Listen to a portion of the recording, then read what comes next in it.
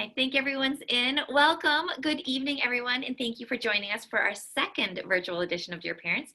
I'm Christine Glomsky. I'm the principal here at St. John's Prep. We're so glad you're joining us this evening to discuss a really critical topic of navigating the world of college applications and searches during a pandemic. So as a mom of a soon-to-be senior, I know I have been looking forward to this evening for weeks. So before I turn it over to our head of school, John McGee, to introduce our speakers for this evening, I just want to go over a couple of things. First of all, please feel free to submit your questions in the chat tab. We'll work to address as many questions as possible throughout our evening together.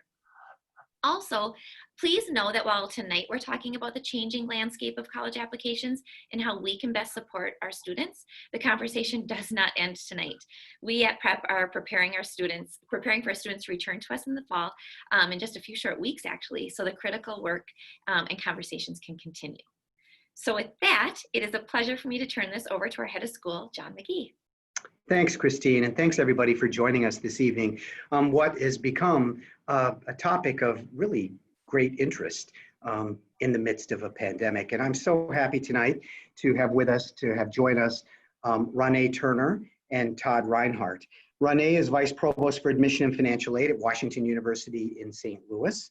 Todd is Vice Chancellor for Enrollment at the University of Denver in Denver, Colorado. Both Renee and Todd are not only leaders at their school, they're leaders in higher education nationally.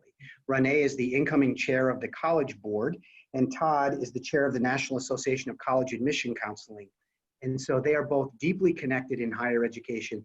And I'd be remiss in saying, too, that they are both very dear friends of mine, whom I've known for quite a long time. And I'm so honored and pleased that they could join us at Prep tonight. And it is, I will just say to everybody watching in the Prep community, that it is an extraordinary honor that Todd and Renee have joined us tonight. So thank you, Todd and Renee, for being with us tonight. We really appreciate that, and I really appreciate it. I, too, have been looking forward to this for a long time, mostly just to get to talk to you and see you. It's really great. Let's start with, I want to frame it this way. I think in the spring, when the pandemic really hit fully in schools of all levels, elementary, secondary, collegiate, transitioned to off-site learning or e-learning, a lot of people focused on what that meant, and rightfully focused on what that meant for the learning experience at the school and how that was going to change. And I think what a lot of people didn't realize at the time, especially since it happened at such a critical time of year, was how this also rocked the world for college admission.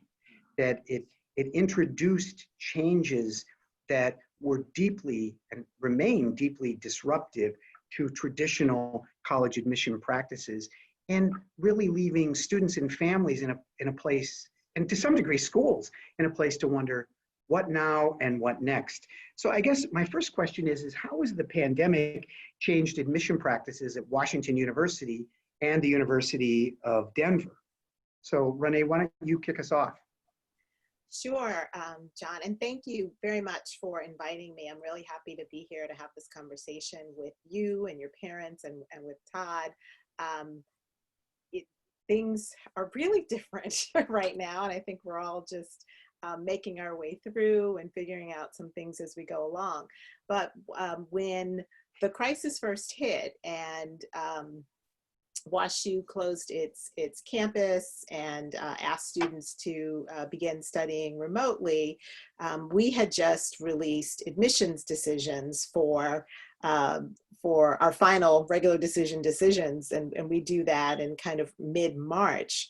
And immediately we knew that all of our wonderful plans that we had made to welcome students and to show them around campus and to get them to be really excited about WashU and to answer all of those questions, that none of that would happen. And so that we had to pivot rather quickly to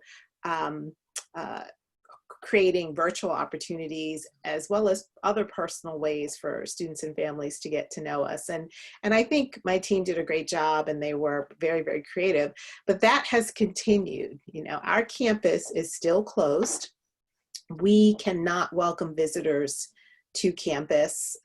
We just announced our fall return to school plan, and only critical visitors will be allowed to come to campus. And unfortunately, prospective students and their families were not deemed as critical. So what that means is that we're still going to continue serving students and working with students and families virtually. You know, for years, we've counted on college fairs, you know, those big things in gyms where lots of colleges are around tables and families and students run through and talk with us, and we've counted on going to high school visits, and none of those things are things that we are going to be able to do. I'm going to stop there and let Todd jump in, because I'm sure he's got some other things and between the two of us, we'll round out the list of all the changes that have occurred. Right. Unfortunately, for this first question, I think all of our answers are the same. I remember, you know, those early to mid days of March, we had kind of our senior team. We called it the situation room, but we were doing contingency planning, thinking we were going to be out of the office for about 2 weeks, and that our campus was just going to send everyone home for an extended spring break. We would do the first 2 weeks of the spring quarter online, and then everyone would come back. We in the admission office would be allowed to, you know, host tours and programs again. And here we are in early August, and we still haven't hosted a tour since March.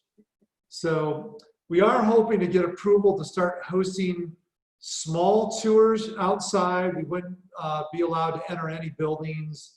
It wouldn't come into the admission office, but we're hoping in the next week or two, we can start to maybe host some small tours with tour guides, but like WashU, we haven't yet. We've been closed since March, but everything's virtual.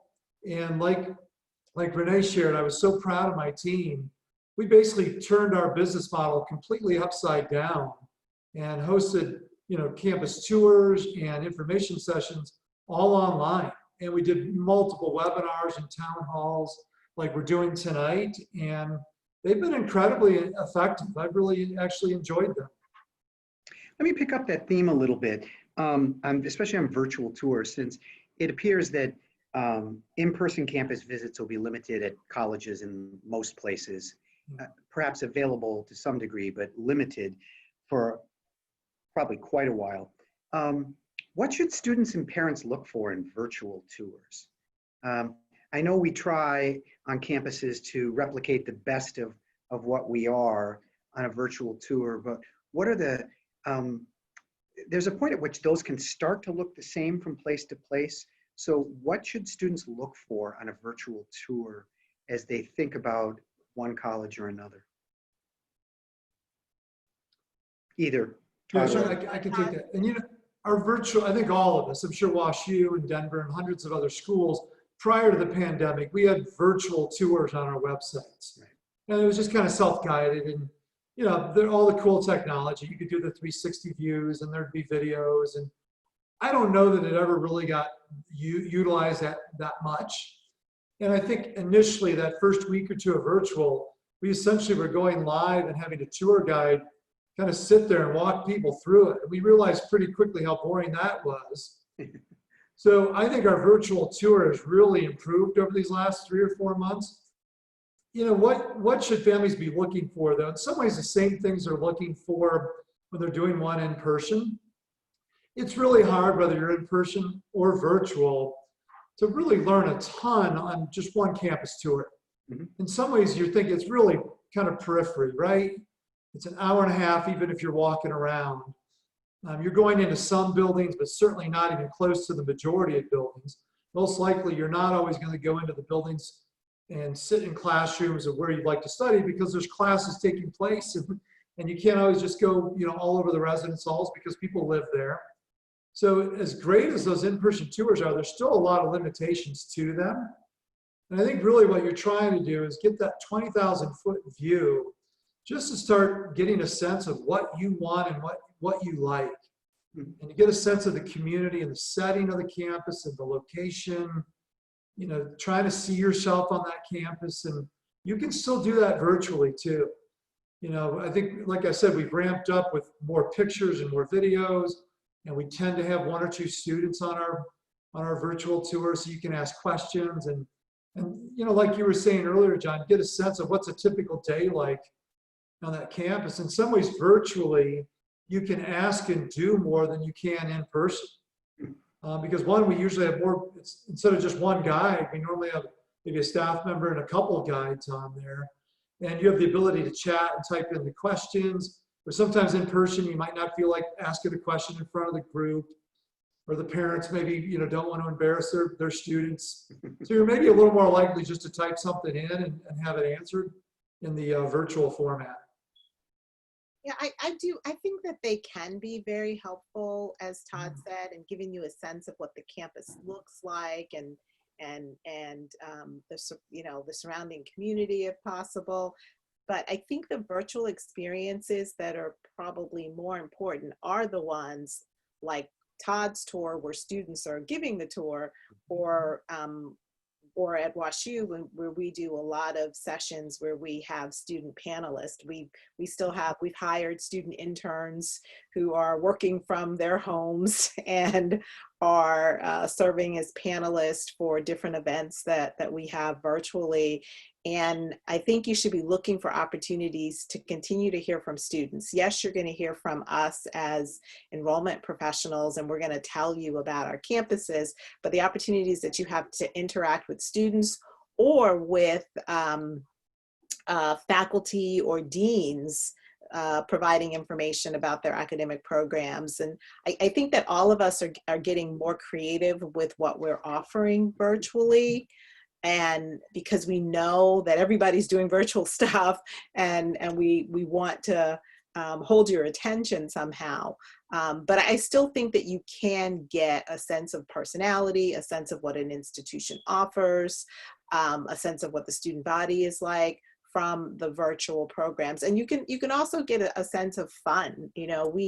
For our admitted student events, we held a trivia night, a WashU trivia night, 3 or 4 times, and we had 200 students each night who wanted to play trivia, and it was silly, fun questions, but it gave students a sense of the personality. And I think that a lot of the colleges and universities, because we have to be virtual, we want to find ways for students and parents to understand who we are. And so things may vary a little bit, but I think it's a great use of time, and it's kind of easy. You can just log on, hear what's happening for an hour or 45 minutes or whatever, and you don't have to travel, get in the car, get on an airplane, and really experience the place. So I do think there's some positives to this.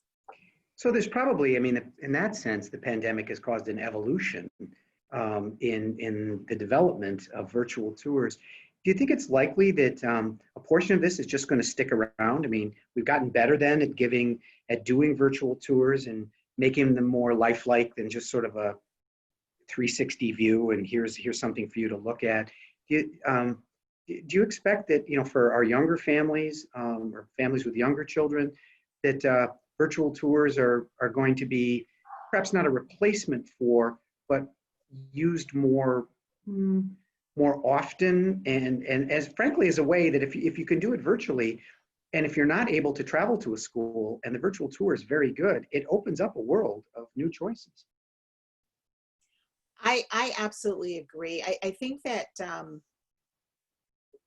our whole world is shifting, not only in the admissions world, but I think our whole world has shifted as a result of the pandemic. But I know for my view as an enrollment professional is that things that we didn't think that students and families would be interested in, they are all of a sudden interested in. And I think what we're going to have to do is find the right balance between continuing virtual opportunities and offering personal opportunities, and that personal interaction, because I think that personal interaction is really key. And I really miss being able to be with a bunch of students talking about WashU or talking about college and the excitement about college real time in person. But I do think that we're going to find ways to incorporate virtual in everything that we do. I think we have to. I don't think you can go back. That makes sense. And so, well, it's combining the best of both. You miss the actual pulse virtually, and that's the biggest thing you'd miss. But if we do virtual better, we can cover ground that might have, perhaps you visit once in person and you keep up with the place virtually afterwards. Let me switch gears to testing. And I have to preface this for our families that I had actually had the wonderful privilege and opportunity to serve as a trustee of the College Board with Renee. And testing is an always fascinating topic, even when it's not the pandemic. And it's, in response to the pandemic, many colleges have announced that they plan to go test optional next year, and I suspect many of them will stay test optional.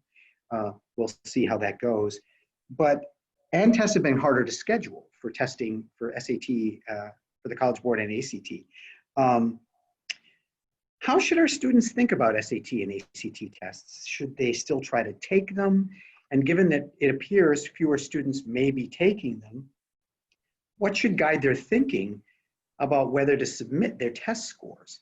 Which is in some ways, I frame this as a way from a student perspective, but the real audience here in some ways is you. I mean, what are you as colleges going to do with and about tests? Todd, you can kick it off, or Sure. Yeah, I would advise students, here's the problem. We were already test optional at Denver, and I would love to give you great advice about Denver, but there's still a number of schools, a number of the public flagships are still requiring test scores.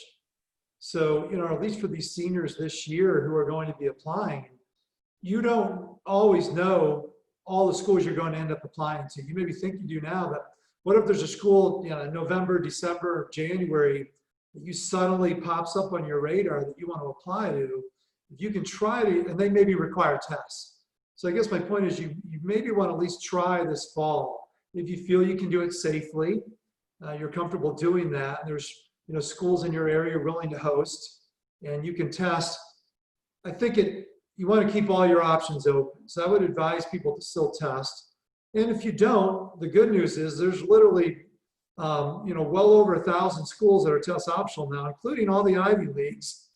So, most of the schools you probably are very familiar with are test optional this year, and they're going to be incredibly flexible in making this work, right? Remember that the colleges and universities, we want and need students just as much as they want and need us.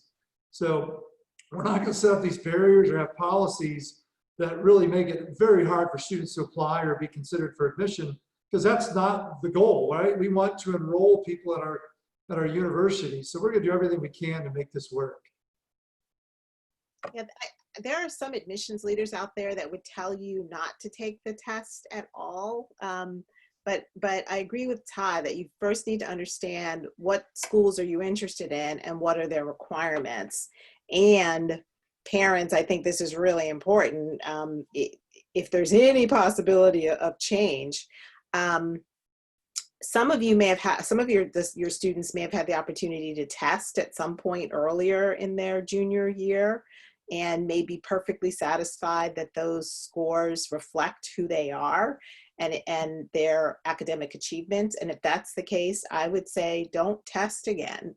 And I have no idea how accessible testing is, seats are in your area. In some areas of the United States, it's really hard to get a seat. And other areas, it might be easier. So being safe and figuring out what's accessible. And the other question is, like, if you have tests and you're applying to a test optional school, and by the way, WashU is one of those institutions. We did require testing, but as a result of the pandemic and the availability of testing, we are test optional this year. And I don't know what we're going to do after that, but we're test optional this year. And so a lot of times students will ask, well, should I submit my test scores or not? And my response is, if you can see on our website, you can get information about what the middle 50% range is of students who are typically admitted. And if your scores fall within that range, or if they're above that range, then you might want to submit your test scores because that might be a sign of strength in your application. But if not, and your grades are really great and you think those are better representative than standardized tests, then don't submit them. And if you don't have test scores, then obviously you're not submitting them, and you're going to have to do a really, you know, you just have to rely on the application and the materials that you're putting into the application. You know, I know at WashU that you award financial aid strictly on the basis of need, correct? Correct. You're knee blind. And at Denver, Todd. Fine, we're need aware, but we Okay. do. Yeah. Okay, need aware. And Todd, I know that there are some, I don't know if I don't recall actually, if you do some scholarshiping where you might include a test. We got a question from somebody who's listening. How will test optional impact financial aid, need, and merit? I don't know if any of us, the three of us, would necessarily have the answer to that, but it is a factor in merit-based aid at many institutions. Yeah, so I can speak to that because we already did one cycle of test optional. This will be the first class. We had about 25% of our applicants decided to apply test optional. And they were considered for merit and need-based aid, just like the test submitters. And in fact, about 2/3 to 3/4 of both groups still receive merit scholarships. So they're considered for both, and we just use other factors. We look at, you know, trends in your grades in your core classes, where your grades get, you know, when I say trends, meaning did your grades get a little bit better from 9th grade to 10th to 11th grade, and we might have fall of your 12th grade. But, you know, generally we just have 3 years of grade. So, you know, we basically still made admission decisions and scholarship decisions based on your grades and your trends and the rigor of your curriculum. And our staff really, you know, found it to be pretty efficient. We didn't have any problems doing it. That actually is a segue to my next, go ahead. Can I jump in for a second there? Sure. I think that's knowable, you know, for the parents of seniors.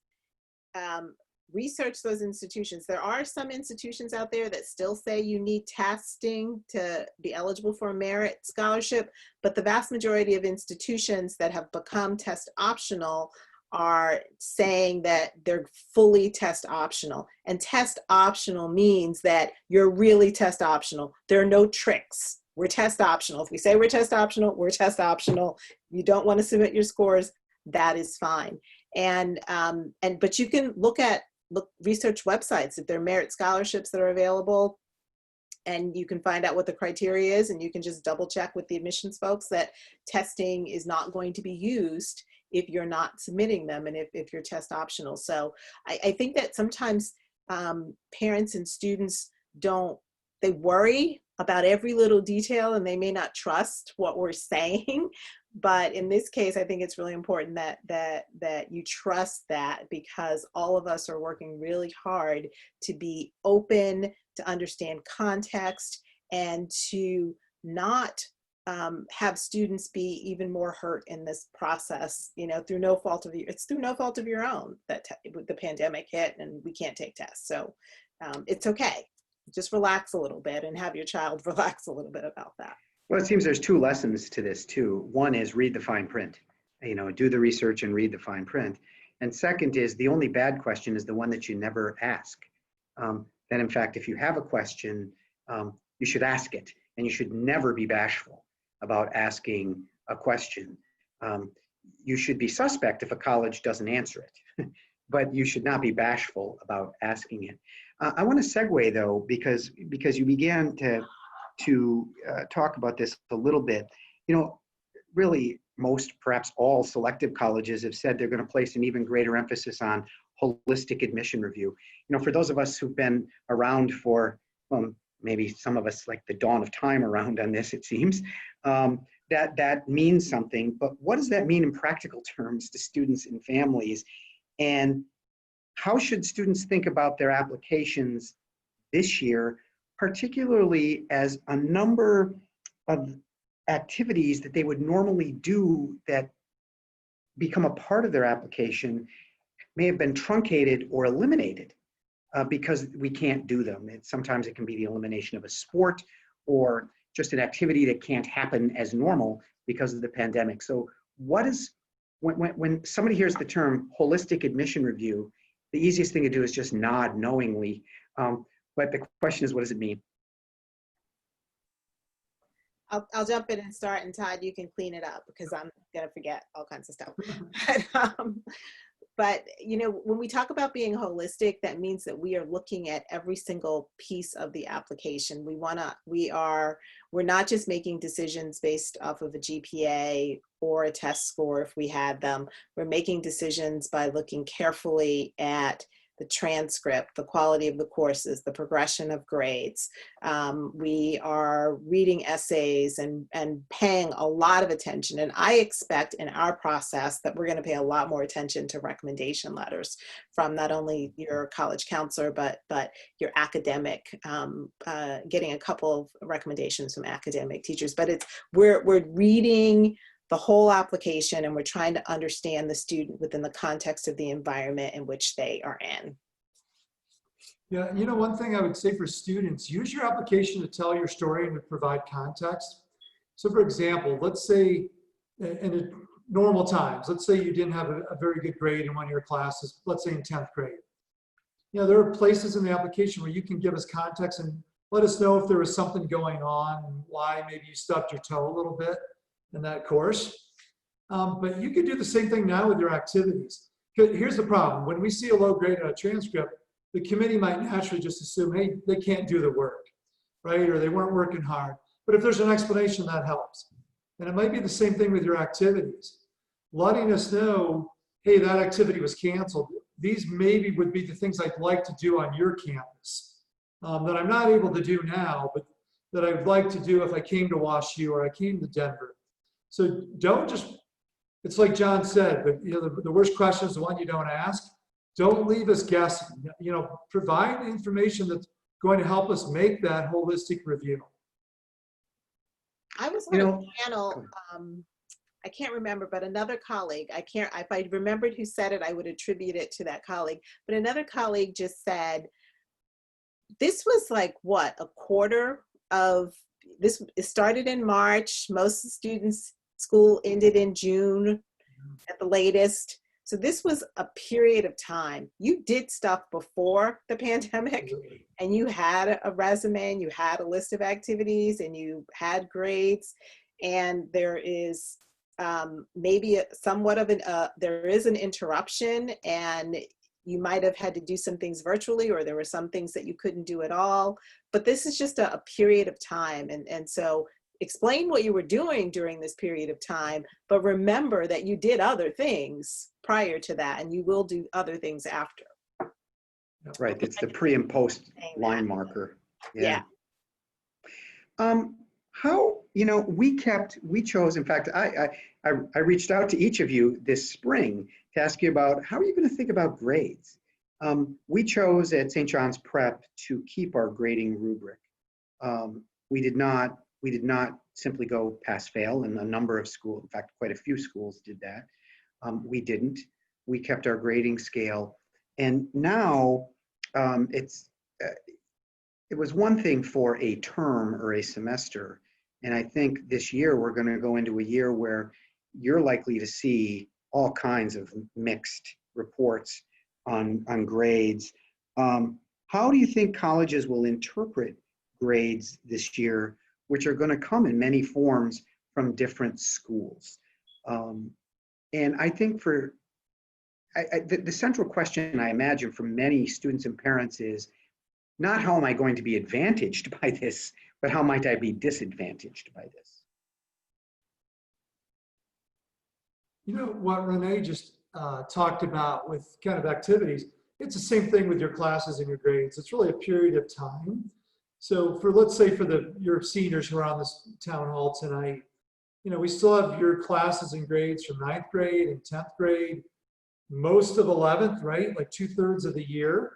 And then we're going to have some things you're going to do this fall. I don't know if you're in person this fall or if you're back to online, but it's a period of time. And I've been getting an inclination of what it might look like with our applicants, because our students who are enrolling this fall, next month in September, we're starting to get their final transcripts now.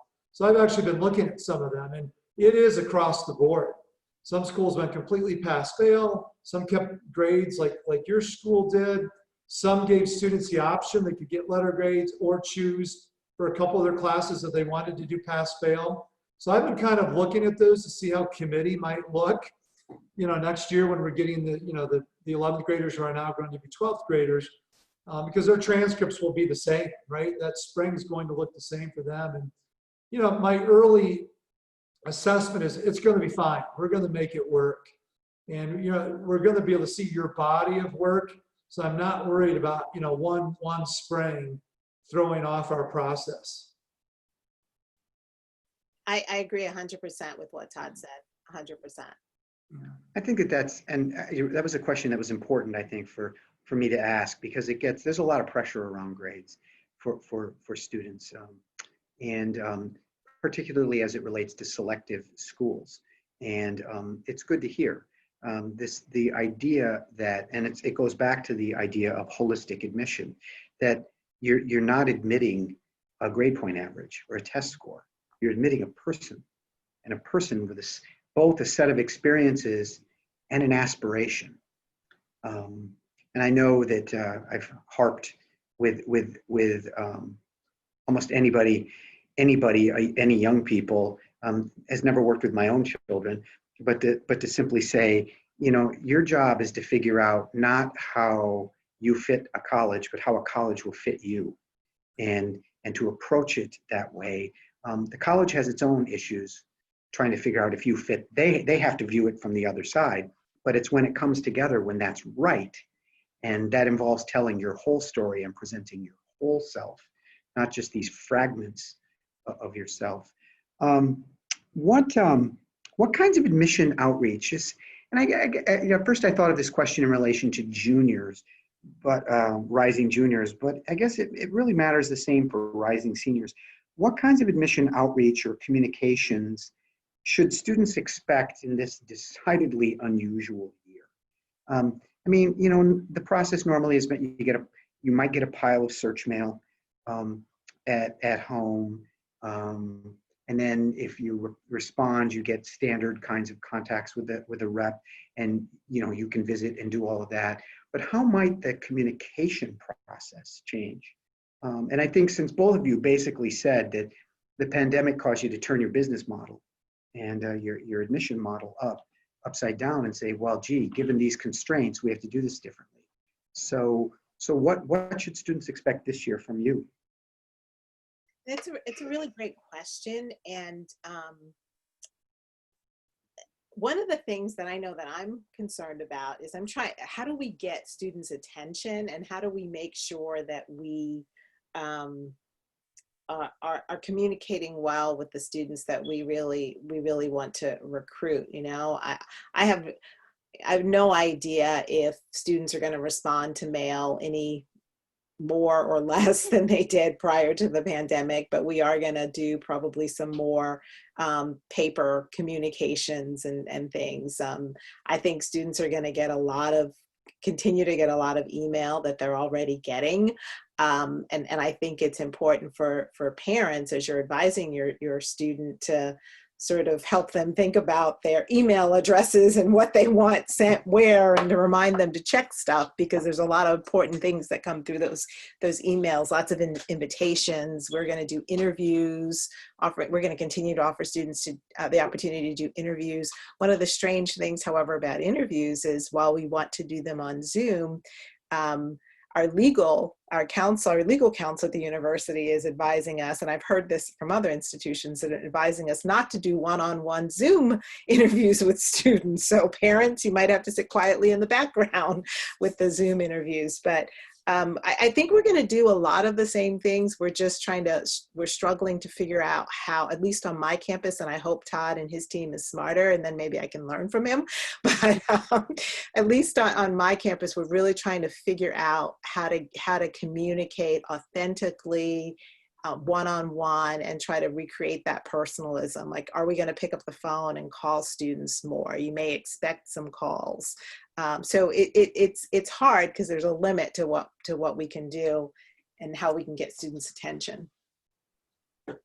Yeah, and I don't necessarily, believe me, I don't have these great answers, so I'm going to disappoint you, I think. But in some ways, I don't know that our communications will change a lot because, we were doing that mix of print and emails already. So we'll continue to do those. I think what I'd say for parents and students, they're maybe a little more important now that you actually should read them because, your ability Yes. to actually physically go to a lot of these campuses is really restrained right now. It might be for many months to come, that some of the, you might have to engage and learn more about these campuses through our communications. I think in the past, it was probably easy to ignore those because hey, next month we'll go visit Denver and we'll really check it out when we're there in person. Since those aren't going to be readily available, some of the communications we're sending are probably more important now that the students actually check their inbox and read some of these emails. That's just great advice anyway. That if we're sending an email, a glance at it at least would be a good thing to do. We have questions coming in from people who are listening, and for our audience, our families, please feel free to write questions in the chat box, and we have about 20 minutes left, and we'll try to get to as many of these as we can. This first one is it's a complicated question. Due to COVID, will colleges struggle to predict who will come and waitlist more? That's actually a pretty detailed question that gets at yield management, but that part of it notwithstanding, that's a really interesting question. Are you able to, do you think you will be able to, and maybe we don't know, understand interest in the same way?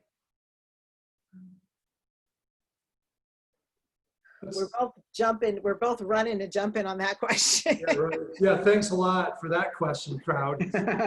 Yeah. I think that a lot of our traditional models may not hold true. I know for my particular campus with our yield model from this past spring, it did not hold. And we did a lot of waitlist activity this year. We admitted quite a few students from the waitlist for the class that's going to enter this fall, which is okay. But that was because our yield models didn't hold. And we are going to be cautious. We're going to use as much information and data that we have. When students engage with us virtually, we are tracking that they engaged with us virtually, that they attended a seminar, or they had an interview, or they wrote to an admissions officer or had a connection with an admissions officer or with an academic dean. We are tracking those things, and we'll look at those things as demonstrated interest as well. But we don't know. But also a wait list isn't a bad thing because you never know what will happen in any given year at any institution in terms of whether or not they can go. They'll have space in the wait list. And we had a lot of really happy students this year when we went to our wait list. And we took a similar approach. Our modeling and predictability and all that was kind of throw it out the window. But when we were in committee for regular decision, we actually purposely just admitted more on the front end. We were worried about, admitting more or making more offers on our wait list. Just with all the uncertainty for families, we didn't really trust the wait list. We wanted to just put some offers out. So we actually just put more offers of admission out total. And I have a feeling we might do that again one more year. Just because it's so hard to know, and this will vary from school to school. I think you could definitely see schools utilizing their wait list more. I could see schools also taking the approach that we did and saying, basically, why don't we admit some of our wait lists right now when we're putting our offers out in March.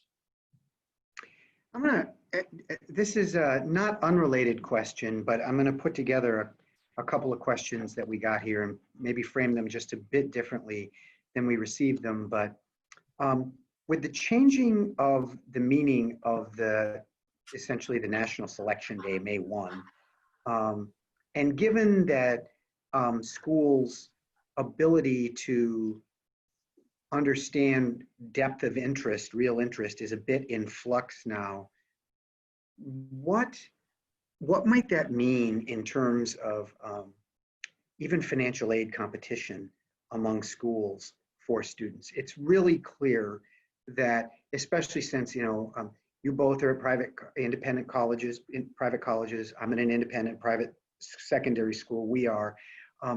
Price is an important factor in many people's, their net price, in their choice to enroll.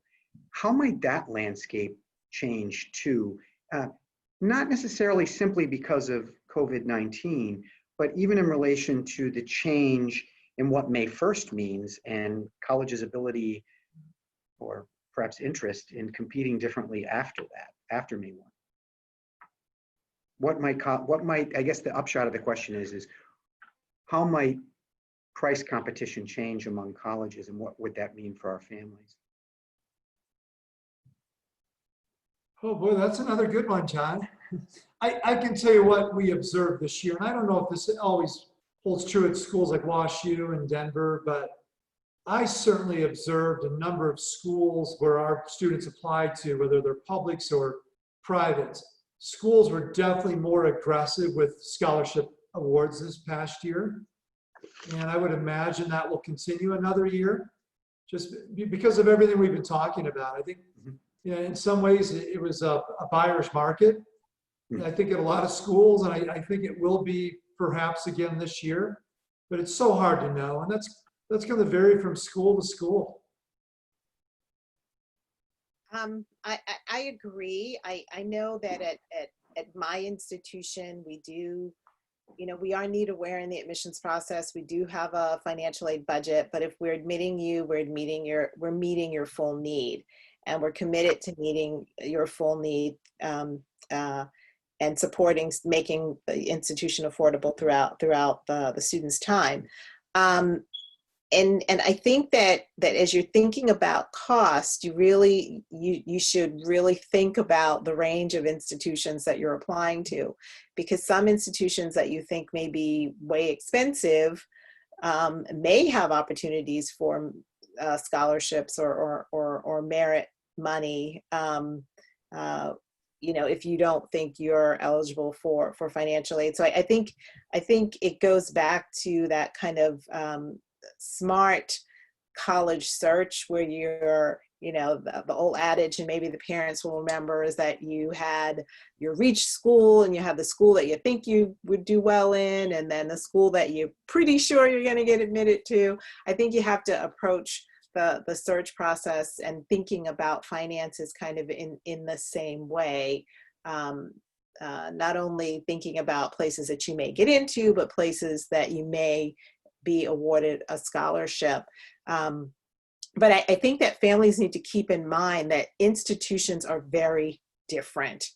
And my institution is not going to just throw out a scholarship money for families to get them to enroll. We're committed to doing need-based aid, and you have to understand the philosophies and the approach at each institution.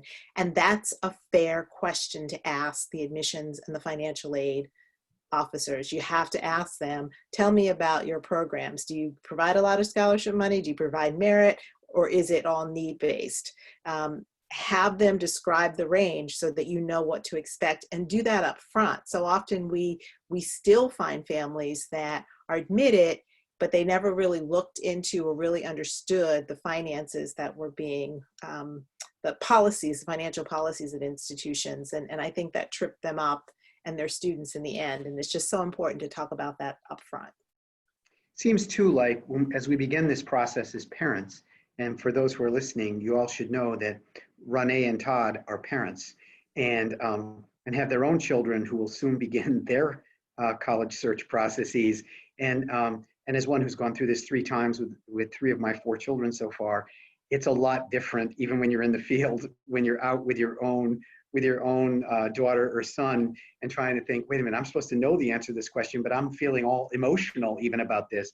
But on the money part of it, it seems that it's important that families understand their own limits at the beginning and not make that judgment at the end of the process. You need to think about what you can afford and therefore what you can't, which is not a reason not to apply, as Renee said, because you may get more than you at an institution with a high price than you ever thought you might receive in terms of financial aid support. But at the end of the day, you do need to have made a calculus about what price your family, inclusive not just of parents, but of your daughter or son, can pay in terms of just what resources you have or you're willing to borrow in advance. And it's always been my experience that the people who struggle the most after they're in college are the ones who got to the point of the first year and didn't really think that through for 4 and struggle through the first year, and then find themselves really wondering, now what do I do for the next 3? So I always advise families, know thyself first before you go into this. We got a really interesting question here. And now that I'm on the other side of the table, I'm so glad I get to ask this question. It is cost an indicator of quality? In fact, does a psychology degree, for example, at a big name school matter more than it does at a school that is less well known? It's so much easier now for me to ask this from this side of the table. Yes. John, you've written a book almost that covers a lot of this topic, but in some ways it's a good follow-up, because I was going to add from your other question, in this world now, when I mentioned that, some of the other colleges our students had applied to were suddenly in the spring offering these students another $5,000 or another $10,000. And I understand that's real money, and we're not going to negotiate. We're not going to match that. I mean, families have to look at the value of Denver and really make a decision personally, academically, and financially. I mean, financially is certainly incredibly important. But let's talk about quality, though. And that's kind of those prongs that I'm mentioning. You don't want to just jump because you got this great financial offer if you're going to really sacrifice quality, right? What's important to you personally and academically. $5,000 maybe sounds exciting in the moment, but you're going to be living and learning there for 4 years. And you've got to be really careful that this is a lifetime decision, that you're not just jumping because someone threw $5,000 at you. I also worry about some of those schools that are willing to discount their price so much. What revenue do they have to invest back into their campus and into their faculty and into the programs that they're providing for students that, like Renee said, we have budgets and we live within those budgets, but we live within those budgets so we can deliver an exceptionally high quality experience for our students. If we have to spend all of our money to enroll students, that's not a healthy balance with investing in our campus and in our academics. Yeah, I would like to respond in a slightly different way. I think that people, myself included, get so caught up in brand name and high cost that we forget to do our homework as well as we should do our homework. Every single student at your school is different and has different needs and will thrive in different environments. And the first step is to help the student do some self-reflection, and parents, you need to help with that process so that the student can figure out the type of institution that is going to be a good match for that person's growth and development. And I work at a wonderful institution, but my institution is not for every single student. And it's not because our faculty, they teach at probably a faster pace than you might find at some other institutions, and students have to be well prepared to keep up. Okay, that's how I will phrase that. But if you want to understand an academic department, you have to do that research and figure out who the faculty are and figure out whether the the area that your student is interested in, psychology, is well represented at that particular institution, and that's how you understand match and quality, and what might be better for one person isn't better for another person. I do want to co-sign Todd again, because there are institutions out there, and if you pick up a Chronicle of Higher Education, and not that anybody reads those but us, Right. faculty, but if you pick up these articles, there are institutions that are really worried about their survival, and they're struggling, and a lot of those institutions may be the ones that are discounting, and so you want to get a sense of the, not discounting, because we all do it to some extent, but maybe doing these deep discounts in terms of scholarship. So you might want to be careful there, but I think that you will have a great counseling team, and you have John McGee, your head, who can help you sort of navigate through that if you have a question or a concern about an institution that you're considering. You know, we got a question about essentially about negotiating. That is first offer, best offer. I know the answer to this question. Is that you can't assume that about the institution from which you receive the aid, but is it, how should parents think about that? I've applied for financial aid, or perhaps at schools for which there's merit aid and they haven't submitted an application. What stock should I put in the offer that I get, and how do I even know? Now, I know for your two institutions, but I know the answer to that. But you know, for Todd, for you, within a year, you're going to be aiming down the barrel of that question, and Renee, and within 3 years. How should a family think about that? It's become a fairly acceptable practice for students and parents, and I'd recommend the students do it. Send the email and ask. And a lot of times what our staff is going to tell people is, has there been anything new or different from when we admitted you? So we are a school that gives merit scholarships. For example, you know, I mentioned when you apply early, sometimes we only have your grades and your test scores that you've done through your first 3 years. If you suddenly have something new and different that maybe changed, we would look and see, okay, would that qualify a student maybe for that next tier of merit scholarship? It's not that we're going to negotiate, but you maybe have new information that would qualify you for it. With need-based aid, we want everyone to go through the process first. And then especially now with COVID, if things change after you applied, of course, file an appeal, right? If you've had a reduction in income, or one of the parents has lost a job, or you've had a loss of assets, those are things that we would definitely evaluate and consider on an appeal. So those are appeals that we encourage in any given year, but especially now. Mm-hmm. The only thing I would add to that is, don't assume that the college doesn't want you simply because they don't negotiate. It's right. just a policy, and I hate those emails that I get from students where our financial aid offices said, we can't help you, and then the student or the parent, well, you must not want my student. Yes, we want your student, but our philosophy is more of a need-based process than a negotiation, and you just need to understand that. We've about reached the end of our time, but I'm gonna pitch this out to you, Renee and Todd. Any sort of final words of wisdom, something we didn't cover or we didn't get asked, that you'd like to share with our parents and families? I'm going to go first so that Todd doesn't steal this. Ah.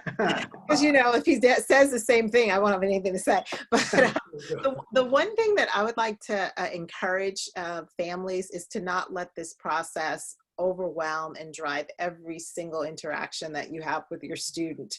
I think it's important that you balance it, that you let the student drive, and that you build in times throughout the process where you check in. So if it's going to be once a month or once a week, and you set the time where you sit down, and the parents and the student, they know you're going to have this conversation about college, and really try hard not to have the conversation beyond that, because I think you know, in kids' minds, they start to think the only thing that's important is if I'm getting into a good college. And no, there's more. We're trying to help you, but they don't understand it. And so just try not to let it take over the entire life of the family, and try to regulate that a bit. Yeah, I couldn't agree more. And we both will have to use that advice for our own students. And, I would add too, if you think of this as a business transaction, the parents, I'm saying students, think of your parents if this was a business. And I'm going to tell you, you control 2/3 of the college admission process. So if it's a 3-step process, you decide where to apply. That's step 1. Yes, the colleges do get to decide who are going to offer admission. So we kind of control that second one. But really, you have a lot of influence on the second one too, because you control what classes you take and how much effort you put in to your grades. And then the third, once we offer admission, the third step is right back to you. You get to decide where you're going to enroll. So, your parents, if I said, hey, we're going to do this business deal, and you control 2/3 of the transaction, they would probably sign up for that every time. So college is a pretty good process for students. You really have a lot more control of it. And I'd also say, just the year we're in right now, continue to be flexible, be patient. Don't think for a second what next month is going to be like, or 3 months from now is going to be like. We don't. I've learned that lesson. I thought I knew that in March and April and May, and I'm kind of thick-skulled, I guess. But finally, by August, I figured out that I have no idea what's happening tomorrow or next week. And you've just got to go and enjoy the school year, and make it whatever you can. Don't keep comparing it to what you think is normal. This is normal now. This is our normal. So just let it happen. Terrific. Well, thank you so much, both of you, Renee and Todd. I am so grateful that you were able to join us tonight. To our families who've been watching this and participating in this, Renee at WashU in St. Louis and Todd at the University of Denver in Denver are 2 of the premier professionals in the country. And on top of that, they're just really awesome people. And so thank you both so much for joining us. And I'm going to kick it back to Christine now. Thanks again, John. Thank you. And really, thank you, Ronnie and Todd, for sharing your expertise with all of us tonight. While we're concluding our evening together, it is our plan that the conversation and work continues within our prep community. We are thrilled to share that we have hired a new college counselor to continue building a fantastic college program here for our students. Sarah Zimmerman is coming to us with extensive experience, and we look forward to welcoming her to our community on August 19th. We'll be sending out a proper introduction to Sarah in the coming weeks, but as parents, please don't hesitate to let us know how we can best support your child in the upcoming school year. Thanks for joining us tonight. We hope you found it valuable. Keep in touch and take care. Good night.